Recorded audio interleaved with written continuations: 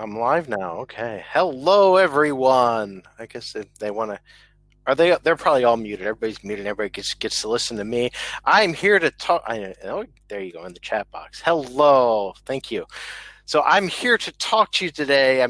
Both about a little bit about Wright State University, because of course, I want to promote the university that I work for, but I also want to talk to you about, funding opportunities. So I know that's always a question. So I'll talk about scholarships if you're at the undergraduate level, if you're looking for graduate studies.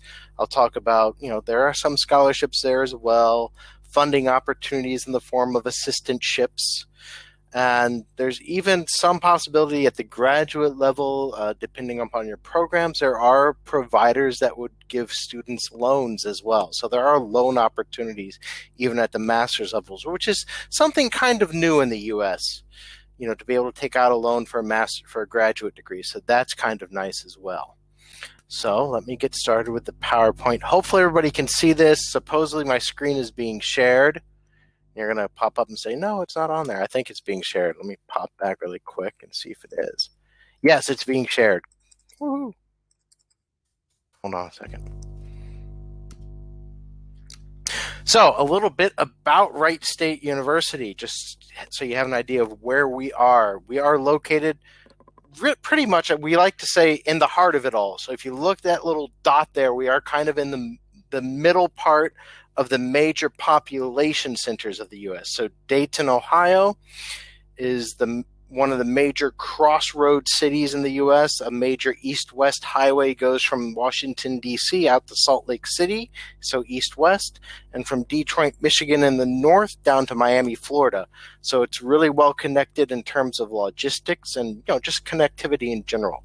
If you were to drive 10 hours from Dayton, Ohio in any direction, do a little circle there, you would hit 60% of the U.S. population.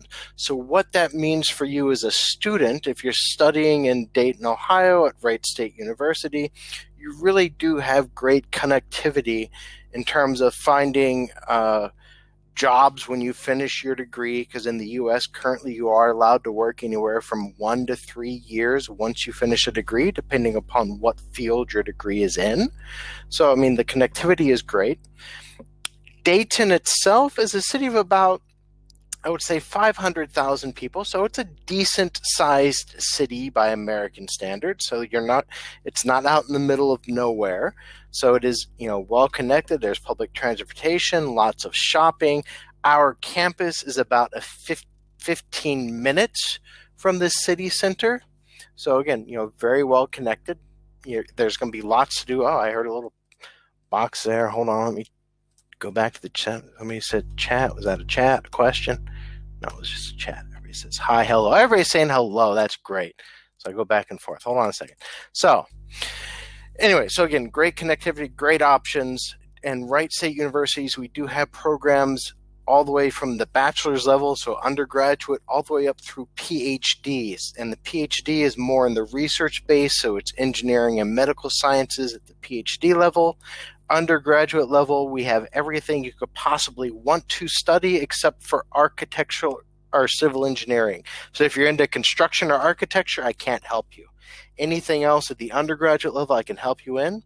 And one of our, premier programs, if there's anybody interested in film studies, we have the Tom Hanks Motion Picture Center on our campus. So we're actually very good for film studies at the undergraduate level.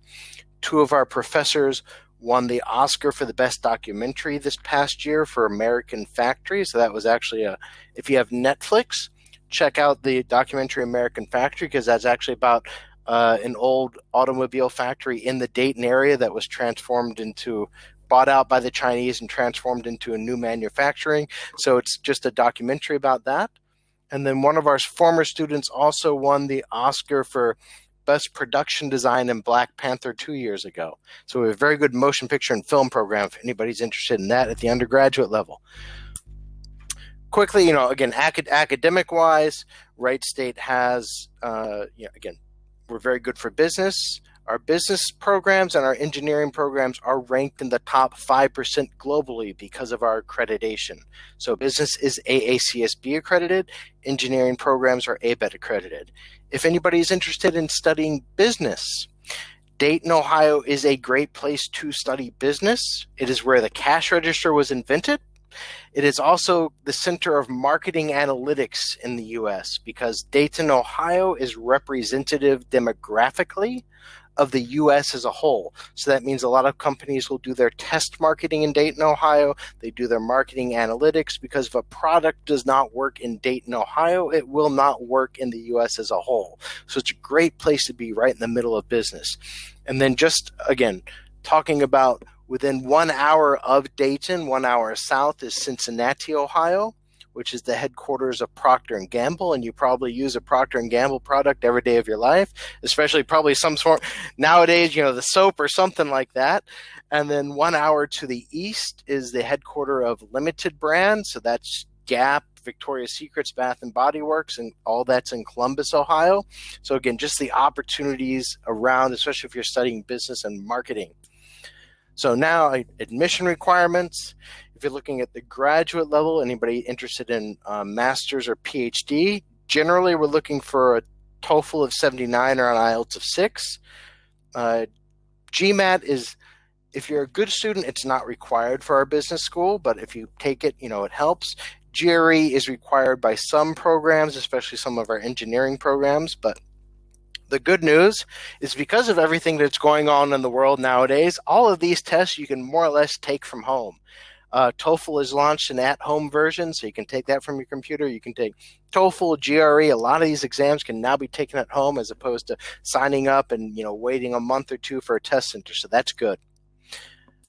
At the undergraduate level, I just need a TOEFL of 61 or an IELTS of 5.5. So, as far as English is concerned, we're pretty accessible in terms of English language. I heard something go pop. Let's see.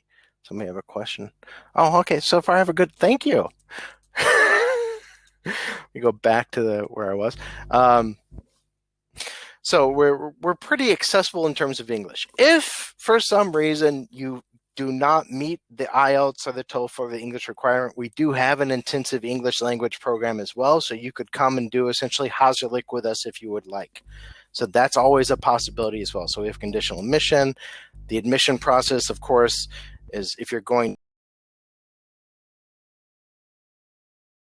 most of it is on you to mail in any of your documents. Everything can be scanned and uploaded into our system. So you would create an account. And if anybody's interested, I will send out an email later with instructions on how to do all of this. And my contact info will be at the end of this presentation. So you'll create an account, complete your profile, submit the application, send your official scores to us through TOEFL, upload the required documents. Like I said, everything can be done online. And also, if anybody is interested in applying for this upcoming fall intake or even our next January intake, I will provide an application fee waiver as well. So it will be free to apply. So keep that in mind. So again, when I give you the contact info at the end of this presentation, please reach out to me, say that you were at the seminar, you would like the application information, the fee waiver code, and I will help you out with that. So now into my more general presentation. What is a scholarship? I mean, I'm sure most of you know these, but I like to go through the, a scholarship is essentially a form of student financial aid that does not need to be repaid. So a scholarship is not a loan. And scholarships are usually awarded either as need-based, so that's if you're in financial need, or they're merit-based if you're a good student. Now, my university, Wright State, since it is a public university, we can only offer merit-based scholarships. We do not offer need-based. So if you're looking for need-based scholarships, your best bet is to look at private universities, because private universities, they have as flexibility to offer as much of a discount or scholarship as they would like. Or there are a few what they call need blind universities, in the US. I mean, they're highly selective, but if you were admitted to one of these universities, they will generally meet any financial obligation you are not able to meet yourself. But also the good news, since Wright State, again, I'm a public university in the middle of the country. I'm not on the East Coast or the West Coast because I'm located in Ohio. I have very low cost of attendance. So I'll get back to the cost at the end of this presentation. But, our full tuition and cost of living is less than, going to some other universities that give you a scholarship. So we are very affordable. So there are several sources of scholarships. There could be the general university scholarships, which are available to all students, not just domestic. It's everybody, domestic and international. General university scholarships may require at the undergraduate level that you take an SAT or an ACT examination, just so you can meet the same entry type requirements a domestic student would have. So if you want the most competitive scholarships, generally it's advisable to take the SAT or ACT examination if you have a chance. There may be specific scholarships for international or underrepresented students. So at Wright State University, we actually do have specific scholarships just for international students. They range anywhere from $2,000 up to $6,000 at the undergraduate level, and about up to $5,000 at the graduate level. There could be scholarships that are specific to a department. You would find these are generally more in the creative and performing arts and the fine arts, so theater, acting, music, those types of programs. They may have additional scholarships for talented students. So at Wright State, again, like our theater program, our music program, our motion pictures program, they actually have additional scholarships besides the general and the international ones. And there's always the athletic scholarships if you're a very good athlete. Of course, these are very difficult to get. But, again, if there are any athletes here or of any friends who might want to play Division I or Division II sports in the U.S., again, I can provide information on that process of, how one would go about getting an athletic scholarship. Again, back to the categories of scholarships. So they could be merit-based, based upon your GPA, SAT or ACT scores. If you've taken advanced placement, maybe IB or A levels, all of those could factor into merit-based. Need-based, again, financial need, and more common among private universities. And then the major specific, mainly in creative and performing arts. Competitive scholarships may require essays. And when you're writing an essay, generally they might say, keep it to 500 words. Be sure to answer the question. Give examples and be specific. In the U.S., generally what they're looking for is a very formulaic answer. So the way we write essays, you might have been taught this already in maybe even if you're taking even like TOEFL preparation classes or things like that, or just, in university. Generally, it's a 5-paragraph format. So your first paragraph is an introduction about what you will talk about. Then there's three paragraphs, and each paragraph is a separate topic. So you're doing like 3 little topics in there in those 3 paragraphs, and your 5th paragraph is your conclusion. So it's kind of the 5-paragraph formulaic essay is kind of what these universities are looking for in terms of writing. Use, just clear, simple language. Don't try and look for special words that, that you're trying to, sound intelligent or something like that, and you think, oh, this looks like a very interesting word.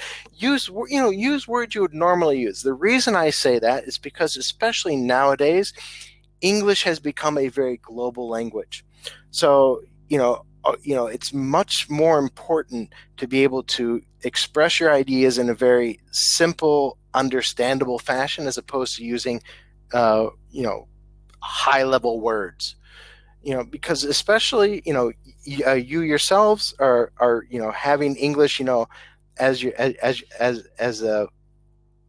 a foreign language. So, and there are many people nowadays, you need to be able to communicate with the globe. A lot of people are having English kind of as their secondary language. So as long as you keep it simple, and, very clear, and you make your point, that's actually what people are looking for nowadays. And most important, I know this may sound old school, but print out a copy of your essay after you write it, and then read the printed copy, because you'll be surprised. You'll catch one or two extra mistakes that you wouldn't catch if you're just sitting there looking at it on a computer screen. Trust me on that one. Print it out, read it out loud. You'll catch something, and it'll make a lot more sense. Essays, and also even for when you're applying to either very competitive universities at the undergraduate or even for graduate programs, will require letters of recommendations. So this next part is applicable to everything, not just scholarships. Letters of recommendation in general. They provide the admissions or the scholarship panel a way for us to understand who you are as a student, because again, we can't meet you in person. I mean, nowadays, we might be able to do some Skype interviews as well or something like that. But, really, this is your chance, to introduce who you are, to the committee that's reviewing either the scholarship or your admission.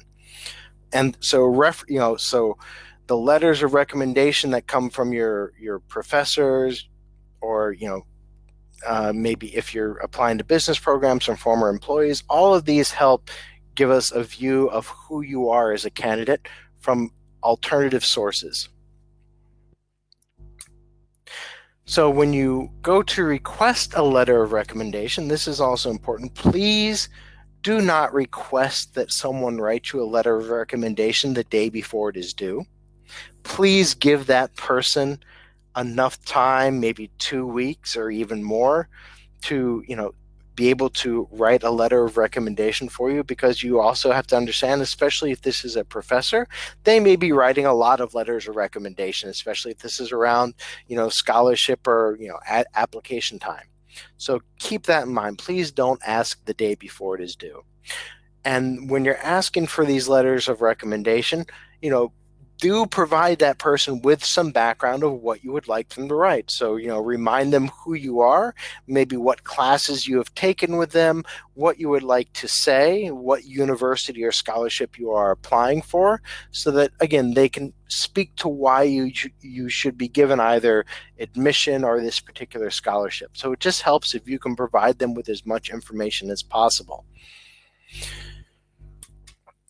Here is what a sample recommendation request should look like. You have a date, dear, thank you for being able to write a letter of recommendation, etc. People, if you want to take screenshots of this, whatever, please do. Again, at the end of this, you can always email me and I can send you this presentation as well, so you can, kind of have this template when you're asking for letters of recommendation. So, just gives them an idea of what you want them to write and what you're applying for. And be sure to tell them how to submit the reference as well. So if they need to email it to a certain person, please give them the information, say either mail it to this person, email it. Sometimes you may not have to send this recommendation request, depending upon the university. As you're filling out the application or the scholarship, they may automatically, as you're filling that out, ask you to supply an email address of a person you would like it, and the university will send the request for you. So it just depends, but it's always nice. This could be a nice follow-up email anyway, to let the person know, even if the university sends it, to say, look, you will be getting a request from the university to submit a recommendation. Please keep these in mind when you write this recommendation. This next part is more for the graduate students. So this would focus more on writing a statement of purpose. But if there's anybody here that's also, again, thinking of undergraduate bachelor's degree, if you're asked to write a personal essay about yourself, this, some of this also fits in there. Again, it's talking about why you're choosing a university, why you're choosing a particular program. So for anybody who is looking for graduate studies, I always say the statement of purpose is probably the most important part of your application. I think it's more important than, a GRE score, a GMAT score, your TOEFL, your IELTS, your GPA, whatever. statement of purpose is probably your most important part of your graduate application, because as you'll see in these next couple of slides, you're going to outline why you're choosing this particular program, what professors you may want to study with, kind of what your research proposal may be. All of that shows that you've put some thought into what you want to do, and it allows the university to see that, yes, you are a good fit for this university. So the statement of purpose is very important. So what should a statement of purpose include? Again, it's an introduction that talks about how your previous studies had led you to the point of considering either master's or PhD level. So, as you were studying as an undergraduate, maybe you did some undergraduate research and you want to continue this, explain why you want to continue on and what you want to do. Or if you're going for a professional program like an MBA, or, if you want to go study law, all of this is, kind of, you write that in your introduction. And then the next part of your statement of purpose should contain a couple of important things. Have you engaged in research? Have you published an article? Mention all of that in there. Were you involved in any relevant student organizations, or did you receive any special recognition? Again, these first 3 points can kind of be the same for, every school you're applying to. So this is kind of your core introduction, so that you can, you have at least a template of a statement of purpose. Now, these next parts are going to be different for each school that you're applying to, because you don't want to just essentially do like a very generic statement of purpose that you send to every school. Only your first couple of paragraphs should be kind of generic or reusable. The rest should then state specific reasons why you're applying to the program at this particular school. So, for instance, maybe you want to apply to aeronautical engineering at Wright State University at the master's level. And one of the reasons you're applying to aeronautical engineering at Wright State University is, well, first of all, Dayton, where we are located, we are named after the Wright brothers. So we're named after the people who invented the airplane, not at our university. We're just named after it. But next to our university is the largest U.S. Air Force base in the United States. So we do a lot of research with the U.S. Air Force. So we're always on the cutting edge of aeronautical engineering. So if you're looking at unmanned vehicles, things like that, or even rocketry and rocket science, we are a very good place to do that. So that, that's what you would mention kind of in your statement of purpose. I think somebody came up with a question. Somebody pop up. Good presentation. There's a question. Okay. Let me see what the question. Is there a faculty? Yes, there is a faculty of chemistry at graduate education. That would be from master's level. Dentistry. Sorry, I need my glasses. We don't do dentistry at the graduate level. So we only do essentially pre-dentistry at the undergraduate level. So if you wanted to go to dental school in Ohio, you would look maybe at Ohio State University has a very good dental school. And then there's a question, can you get waived from English proficiency if you have the SAT? Yes, we finally implemented that about a week ago. So yes, SAT can be used as English proficiency. Okay.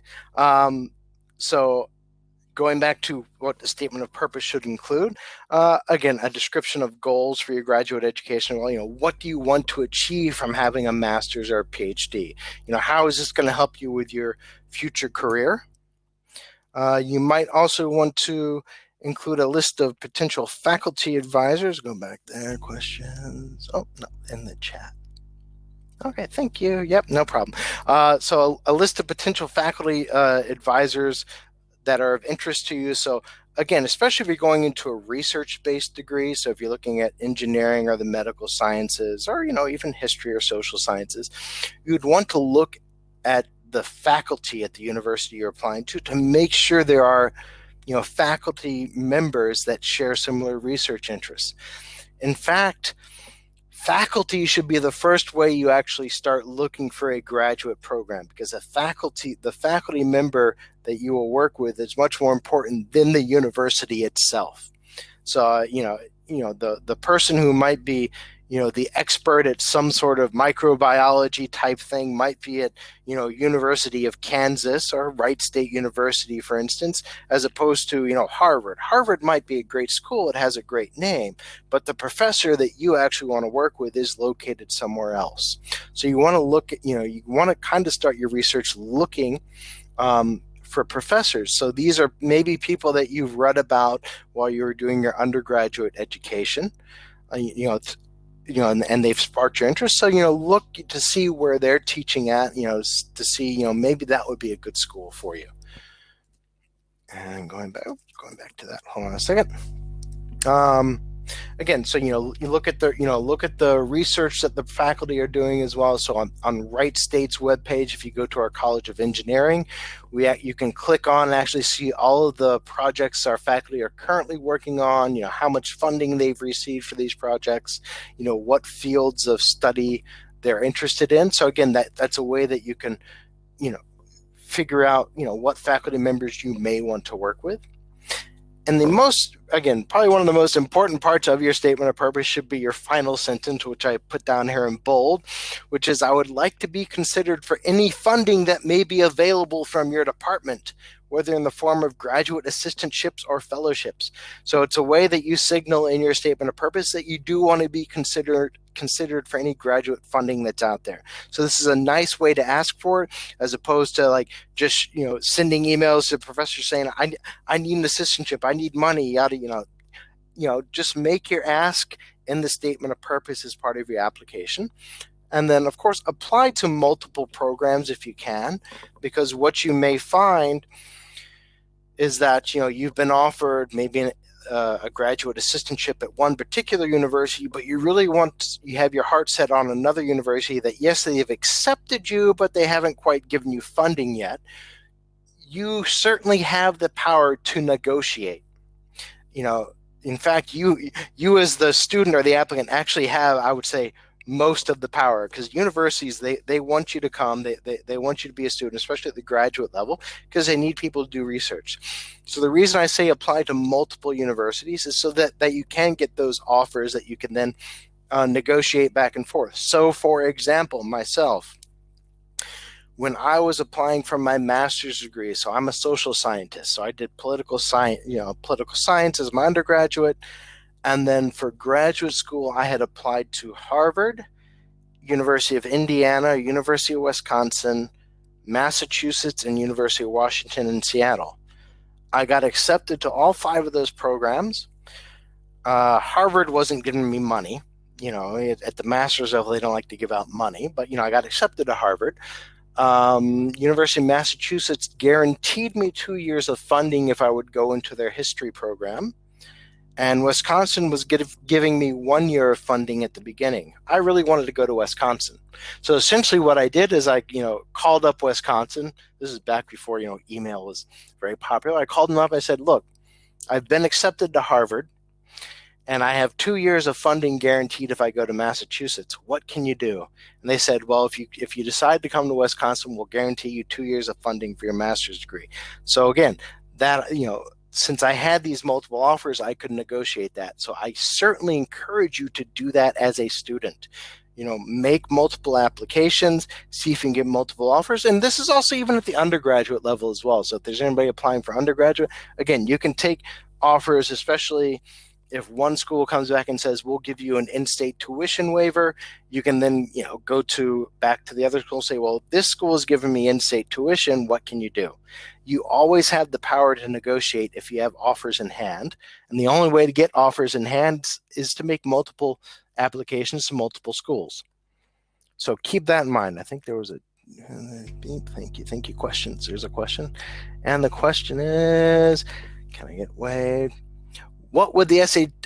So the SAT score for a scholarship at the undergraduate level. At Wright State University, for our international students, we don't even require the SAT for our international scholarships, which range anywhere from 2,000 to 6,000. Those are all based on GPA.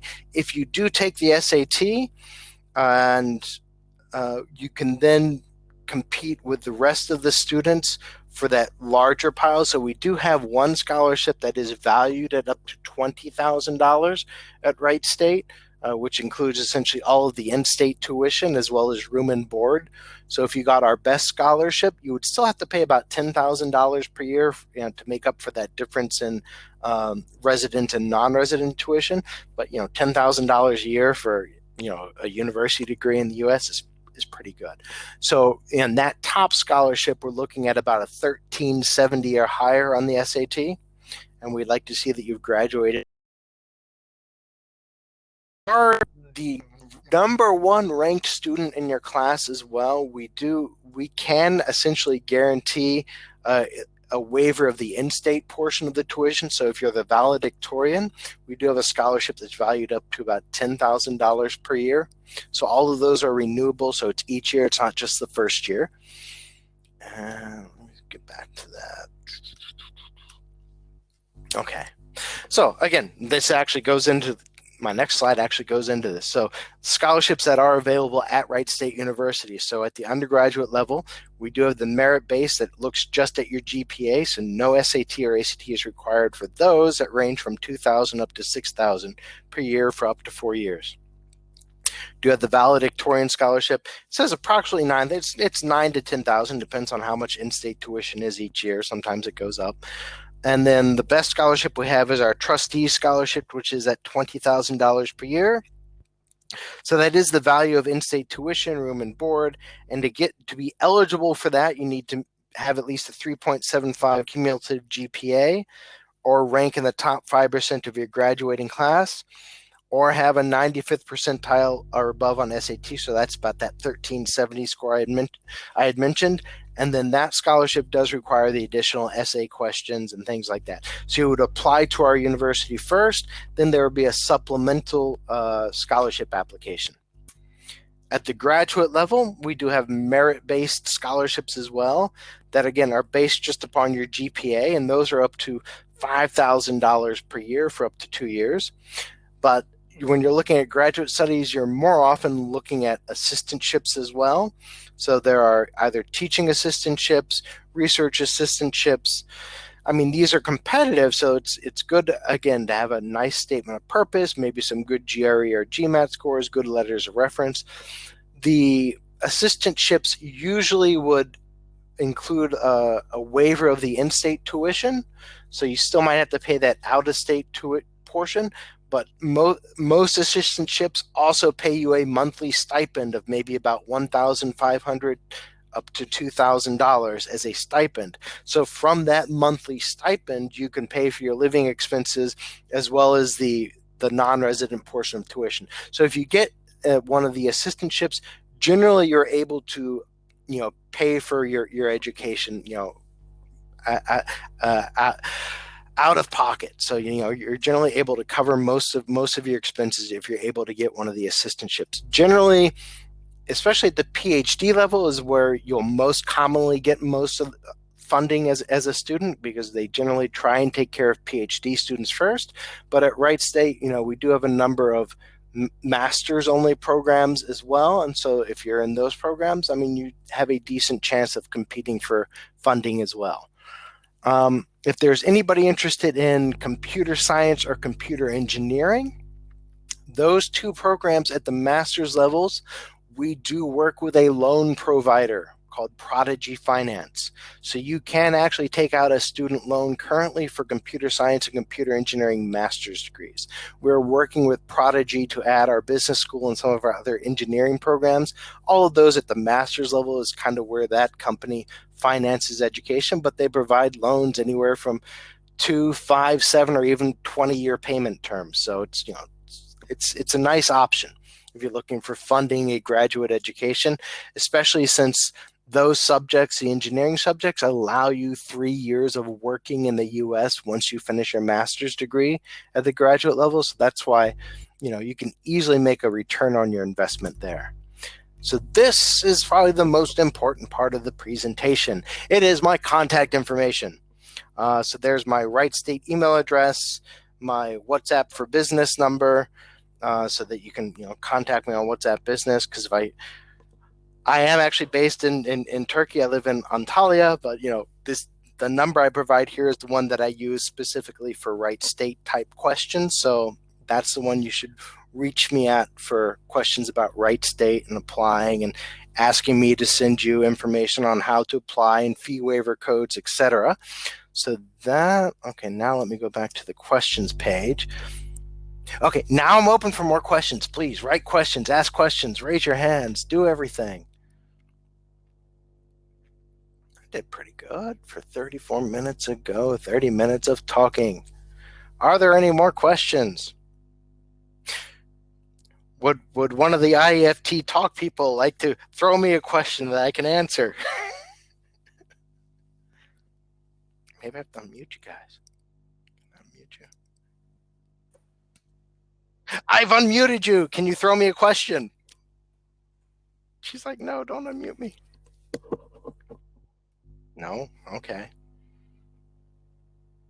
If there's no other questions, I mean, I can, again, I'll leave that contact info up there for about 5 more minutes or something. Please go ahead and email me or what's okay. There's a question. Are there any PhD programs in education? We do have a doctor of education, so an Ed.D, not a PhD, so it's education doctorate in organizational leadership is what our School of Education does. So I'd be happy to send you information on that to see if that might be something that's interesting for you. Okay, and the greatest merit, okay. So, I mean, I'm happy to send that for you. Again, if that's not a program that fits into what you would like to do, I could then, of course, recommend other schools nearby that do have good education schools as well. So Ohio State University, Indiana, that are nearby Wright State that I'm also familiar with might be some nice choices for you as well. Wow, what are the opportunities? Okay. So the opportunities that the schools offer, I mean, that's actually a very good question because I should mention that Wright State University itself, we're a medium to large sized university, again, in U.S. terms. We have about 15,000 students on our campus. In terms of athletics, we are a Division I school, so we do have some very, sports teams that students like to go out and support. So we have a very good very good soccer team, so men's and women's soccer, men's and women's basketball. Our basketball team is very good now as well. So basketball and soccer are our big ones. We don't have an American football team. We're not that type of school to have an American football team, but again, partly because 1 hour away is Ohio State University, which has the best college football team. So can't really compete with them. In terms of student clubs and student organizations, I think there's about 400 different student clubs on our campus. And if there is something you are interested in that we do not have a club for, you can, of course, start your own student club. So I think all you need is some sort of faculty advisor and like 2 other students are enough to at least start a club and get, a small little grant from the university. I think maybe they give you like $100 so you can go out and buy pizza and, start a club and invite people to what you're doing. And so that's sports. And then research wise, again, we are a research oriented university. So we are actually very good in the medical sciences. So biomedical research, if you're looking at the graduate level, pharmacology and toxicology is one of our big research type programs. The engineering is very good. We have a new building for neural engineering. So that looks at neuroscience, artificial intelligence, machine learning. Another one of our interesting programs is called industrial engineering and human factors. So it takes, both the industrial engineering as well as brings in kind of a psychology component to it as well. So you're looking at workforce development and how, people are dealing with, machinery and what they're interacting with. And campus, yes. Is campus a friendly environment? Yes. Again, in Ohio, where we are located, it was actually the first city in America to be certified as welcoming. I mean, I don't necessarily like to use that as a selling point because everywhere in America is welcoming, but I mean, Dayton, Ohio, we are certified as welcoming. So we actually are a very safe, very friendly environment. And again, part of that is where we are located. So kind of there in the middle of the country. I mean, we are, the Midwest, as they like to call it in the US. I mean, it is known to be very friendly people, very approachable, very worldly. And again, what I had mentioned at the very beginning, that Dayton, Ohio demographically represents the US as a whole, means we are very diverse. So, we do have, a wide range of different nationalities in Dayton, Ohio. There is a Turkish restaurant in Dayton, Ohio, which was actually started by my Turkish teacher 20 years ago. So I learned Turkish when I was at Ohio State University 20 years ago, and my teacher there, she went to Dayton and started a Turkish restaurant. So there is a Turkish restaurant in Dayton, Ohio. So you won't be missing, you can get good Adana kebab and pita, I guarantee that. And you don't necessarily have to get a car, because the campus is very well connected with the public transportation for the city of Dayton. So there's a bus that comes straight to campus, can take you to downtown. There are bike paths all around. So actually people like to ride bikes quite a bit. There are walking paths, so you can walk from campus to any of the major shopping that you need to as well.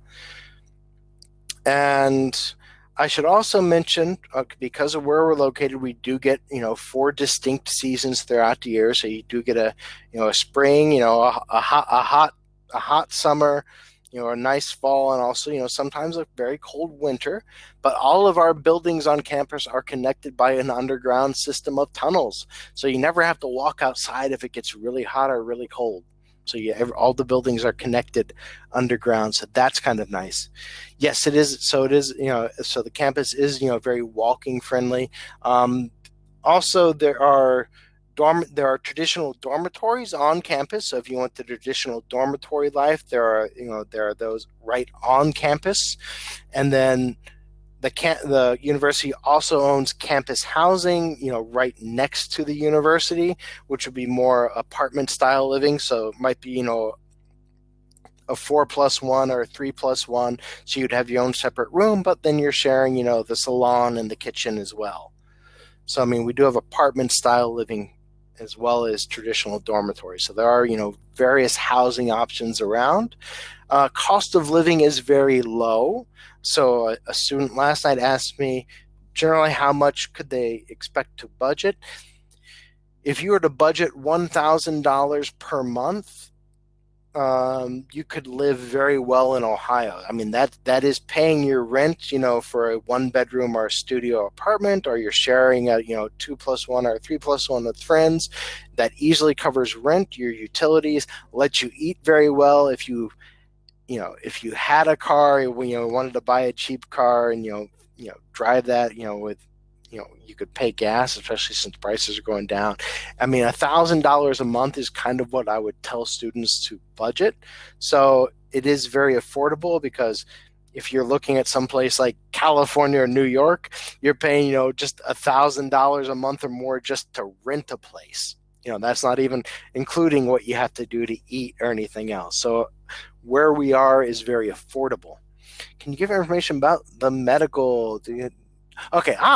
So for medical programs, I do have a whole email about how medical works as well. So I'd be happy to send that out to you if you contact me. But the way medical works at Wright State University and in the U.S. in general is you would have to do an undergraduate degree first.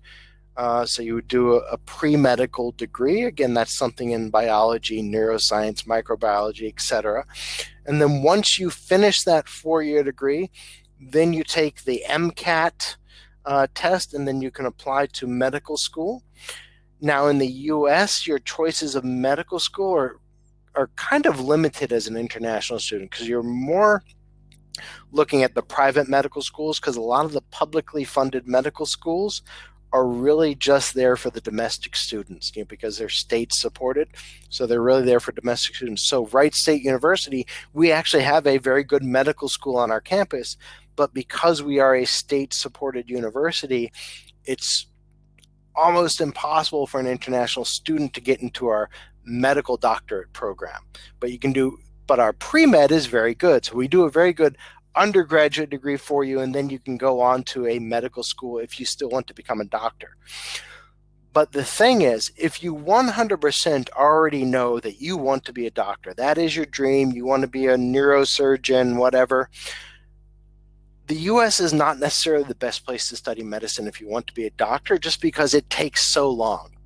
If you really want to be a doctor, either, staying in Turkey, maybe looking at the UK, or anywhere else in Europe, where you kind of do direct entry into a 6 or 7 year medical program, that might be a better option for you.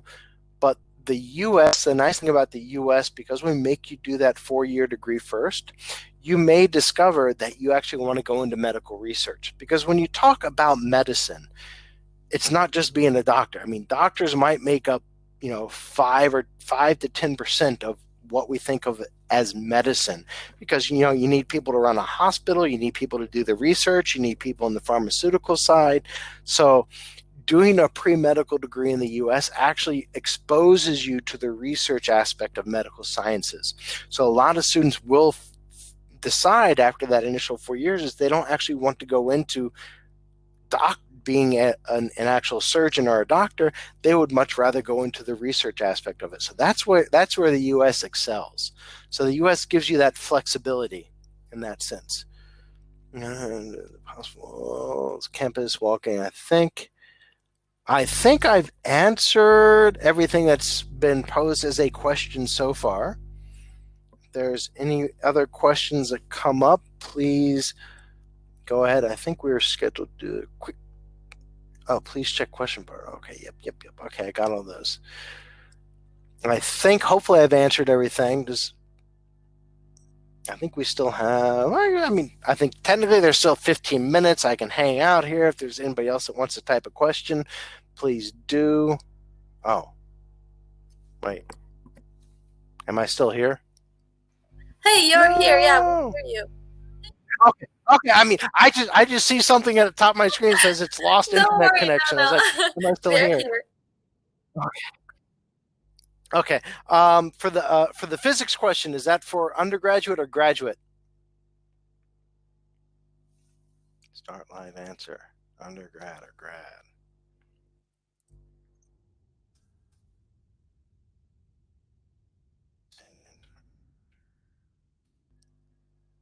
If it works. I mean, in general, I can speak to both anyway, because we do have, both at the undergraduate and graduate level. So we do physics. We don't do a PhD in physics. So if you're looking at graduate programs in physics, we just go up to the master's level, which again, that's good in the sense that it's more of an applied type program. And if you wanted to continue, you could do a PhD in what we call, I think it's applied sciences and mathematics, which is kind of where, if you're studying physics with us at the master's level and you have a professor that has a very interesting research project, you could do a PhD. It just wouldn't be called physics at Wright State University. So we do a lot of, there is some research that goes on there. At the undergraduate level, you can easily, of course, choose physics as a major and engage in undergraduate research as well. But if we're talking at the graduate level, definitely I would say look at the programs that we have, look at our faculty members, make sure there's a faculty member that has a similar research interest to what you would like to study at the graduate level. So, and in general, I would say our university does have very good opportunities for undergraduates to engage in research. So that's the nice thing about a university such as Wright State, because we are a research-based university, but we're a smaller university and we actually cater more to an undergraduate type crowd. There are many opportunities to engage in research that you might not find if you went to a larger university or if you went to a smaller university. So we kind of are a very good size to provide opportunities at all levels for students. Are there any other questions? Oh, back in chat. What's the chat say? Chat says, thank you so much. Not a problem. Happy to help you out. I mean, go ahead and email me if you wish, so I can provide you, if you were looking for more detailed information about the physics program as well. Go ahead, please. I mean, please do reach out to me. I promise to answer. I will definitely answer, in any emails that are sent. I do not, I don't let them just sit there and ignore them. So I do answer them. Okay. Astaghfirullah. And they're all going to laugh.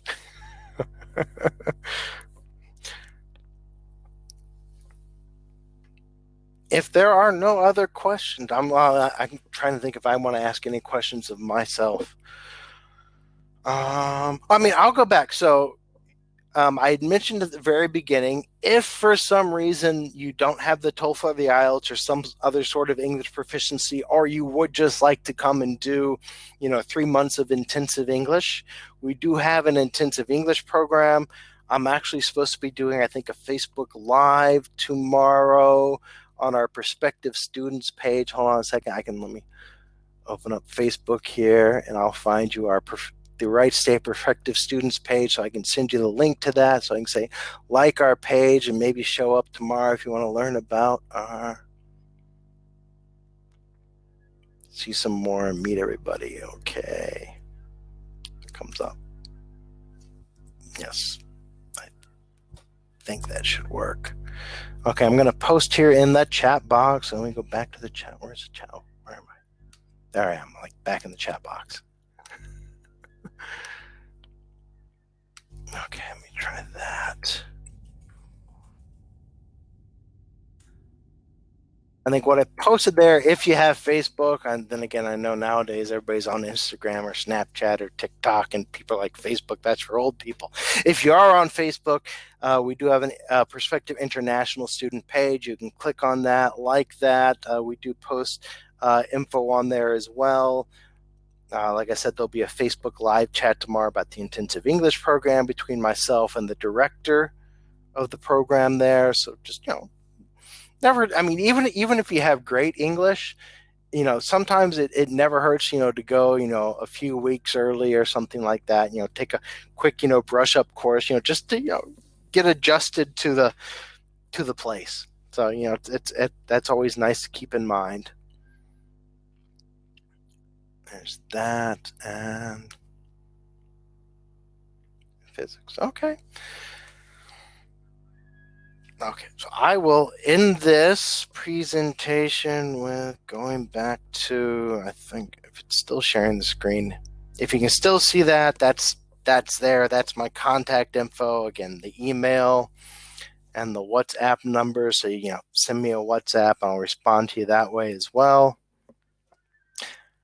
If there are no other questions, I would say thank you all very much for attending. I appreciate that. I appreciate you, the 10 of you who stayed, appreciate you listening to me drone on for, for nearly an hour at this point. So thank you very much. Have a good evening. Stay home. Stay safe. Thank you. Thank you very much, Carl. It was really great presentation. Have a good day. Okay. And then I'll email the presentation to you directly in case if this is good. Sure. If they ask us, we can share them, but they can probably contact you by their own email as well.